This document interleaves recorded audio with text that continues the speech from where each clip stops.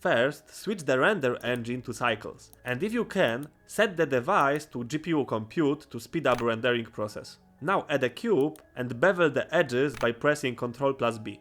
Then right click and choose shade by angle. Next, enter rendered shading, go to the world tab and remove any existing lighting. In the render tab, enable film and click transparent on and also select transparent glass. Now let's add lighting. You can do this however you like, but I will use a simple photographic setup. Front side light plus a rim light. One light at a 45 angle, one for the side, one slightly from the back and above. Set the front side light power to 500, the side light to 200 and the backlight to 50.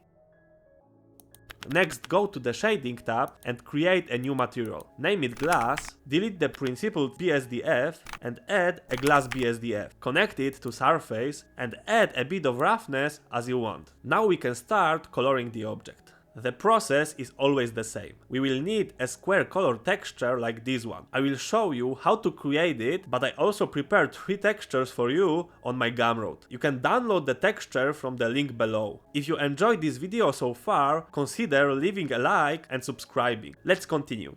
To create texture, I will use Affinity, which is available for free and is a great alternative to Photoshop. Create a new 248 to 248 resolution project. Press B to select the brush, increase its size and set hardness very low, so the gradients are smooth. Pick the color you want and paint. Then export file as a JPG and close Affinity. Back in Blender and add image texture node. Click open and load your texture. Now connect the texture to the glass BSDF. The color will still be uniform, so we need to adjust the UVs. Go to UV editing, enter edit mode, press U, project from view and scale the UVs to control the gradient direction. Make sure that the UVs stay within the texture bounds, so you don't get seams. You can apply this material to any object. Just assign it and unwrap again.